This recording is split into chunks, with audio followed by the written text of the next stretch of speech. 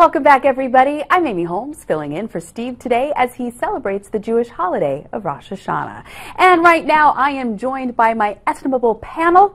They are Jessica Tarlov. She's a Democratic political consultant and political strategist with Douglas Schoen, and John Fund. He's a Newsmax analyst, National Review foreign affairs columnist, and the author of Obama's Enforcer, Eric Holder's Justice Department. Welcome, both of you. Thank you. So we know now from the New York Times reporting that CNN plans tomorrow night to try to ignite as many fireworks as possible.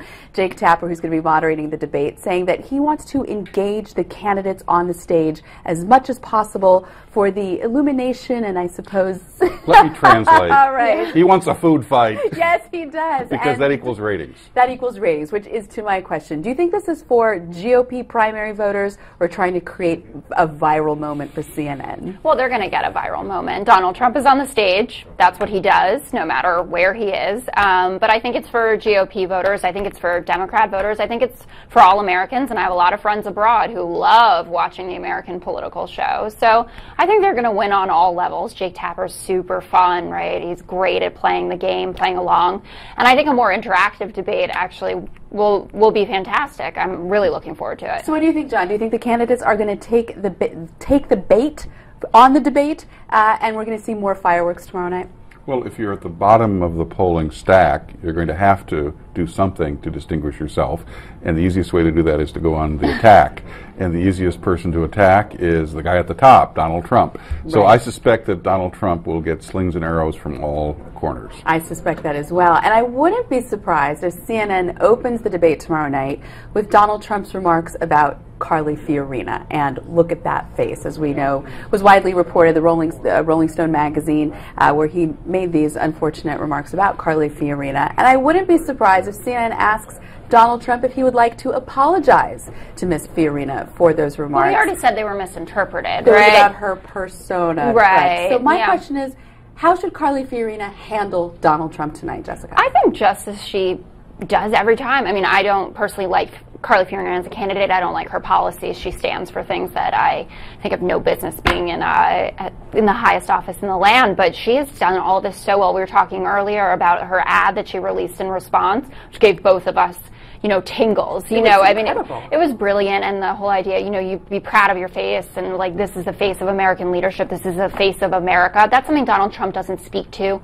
on any level. And she had that subtle feminism that's like, I'm not totally playing the gender card, but I'm obviously playing the gender card. And I think she's done brilliantly. So she'll be strong. She'll have her points laid out, right? She is a great, I don't want to say she's just a great talking points candidate, but she's very fluid. She's yes, and it comes out that it looks like she's relatable to people, and she feels quite normal. Well, someone who's trying to be relatable, John Fund, is Jeb Bush. And relatable to Spanish-speaking voters, I guess. He just released a new internet ad, Todos Somos Americanos. I want you to take a look. Los Estados Unidos de América es un gran país, gracias a las personas que vienen de todas partes del mundo, contribuyendo a nuestra economía y comunidad. Nuestras culturas tienen mucho en común. Para mí, la cultura hispana es muy importante y positiva. I have lived more than half my life here, so, I agree that we all have the same interests, the same feelings. So, John Fund, that is Jeb Bush speaking in Spanish and his wife appearing on camera, which she rarely does. My question to you, as someone who has, watched this political game for so long and been immersed in it, what is Jeb Bush trying to accomplish with this ad right now among GOP primary voters? I think, since obviously we're months away from Iowa and New Hampshire, he's trying to convey the fact I can appeal to the Hispanic electorate. That's important to win the general election. Having said that, we are months away from any state where Republican primary voters speak Spanish, such as Florida. So I think he's handing Donald Trump yet another arrow to go fire at him. And I'm not quite sure what this means. I think Jeb Bush's real problem is this. We now have a clear majority of Republican primary voters backing completely untraditional candidates, whether it's Trump, Ben Carson, or Carly Fiorina. Clear majority. And Jeb Bush is clearly the establishment choice. So I think Jeb Bush, the best he can do, frankly, is to show that he's not low energy, that he can go toe-to-toe with Trump, and that he will be the establishment alternative to whoever emerges from the non-establishment primary, whether that's Donald Trump or Ben Carson or Carly Fiorina, probably one of those three. Right. That's an interesting point, that this ad may be trying to appeal to primary voters, that Jeb Bush is saying, I'm the electable guy. Exactly. I'm the general, election electable guy. Jessica, do you think that will work? And if he were to become the Republican nominee, do you think that it could potentially be a danger to Democrats? Is Jeb Bush a danger to Democrats? Yes, indeed. I mean, Jeb Bush, I always say, so it's a double-edged sword. I would like the nominee on the Republican side to be Jeb Bush or John Kasich, because those are two people that if I went to sleep on election night before the results were called, which I never do, I would feel okay about what I was going to wake up to the next morning. But then the other issue with that is that I think that Jeb Bush and John Kasich would really give Hillary, if the nominee is Hillary, or any Democrat, frankly, a real run for their money. So definitely torn about it. But I think Jeb Bush, he should be talking about what he's about. And he is about his family. He is about comprehensive immigration reform. He is about being inclusive and fair to people, or at least that's his message. He has a tax plan that I think is terrible. We can talk about that, and there are things about him that is way too conservative. But I think that he should lead with what he is, and John's totally right, be high energy if he can, if he can muster the strength. But I don't think, I think it's good. I think he's trying his best. Well, we're going to talk more about the GOP primary debate that's happening tomorrow night when we come back after the break. Stay tuned.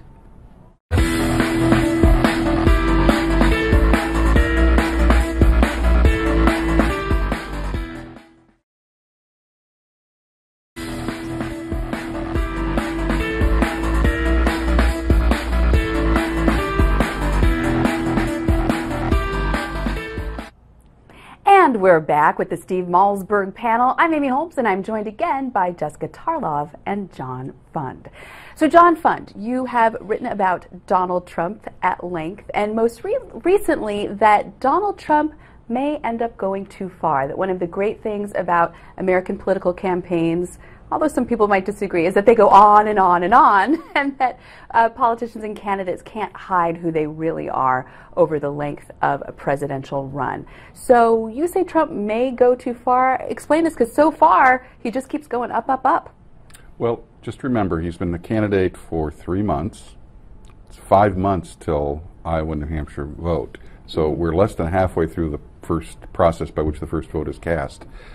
I think at the end of this process, people will realize that the real book Donald Trump wrote wasn't The Art of the Deal. It was The Art of the Bluff.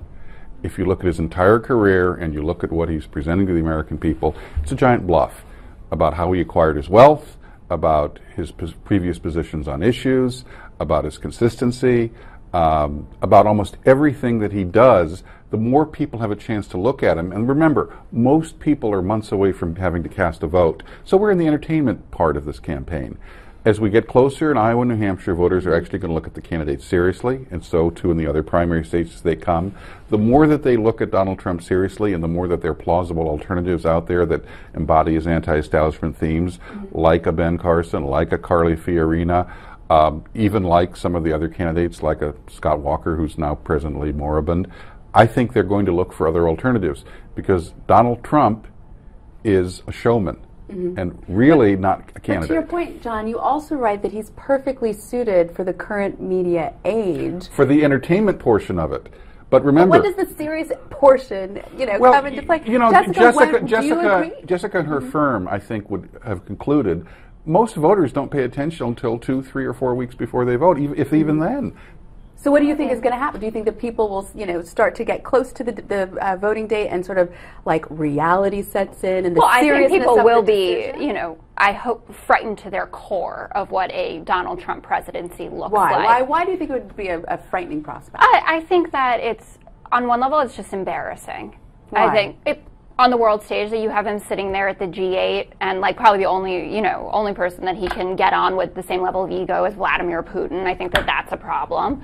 I think I don't think he would be a master negotiator. Yeah, he says everything. He lies all the time. I mean, like you're saying, his entire career is forged on rewriting what he said before. And to your point about, 46%. There's a new poll out today, right? That says Ben Carson is within 4 points of Donald Trump, right? Which is the rise of the other anti-establishment candidate. But the most interesting number, I thought, from that poll was the fact that 46% of Donald Trump supporters say they're not wed to him as the candidate. They like him right now, entertainment portion. It's fun, it's exciting. But that doesn't mean that they're going with him for the long haul. But John, his approvals, even among especially among Republican voters, are going up. He's gaining more approval even after women, the Carly crazy. after the John McCain, after all of this stuff, the attacks on Megyn Kelly. I approved of the Celebrity Apprentice. It didn't mean I wanted to elect him president. Approval does not translate into support. And I have to say, I've interviewed a whole bunch of Trump voters, and about half of them say, I'm glad he's saying those things. We are in an age of political correctness. I'm glad that he's actually breaking through the clutter. But I'm not sure I really, in the end, will vote for him for president. So what, John, do you think is Trump's greatest weakness among GOP voters? He doesn't know when to stop.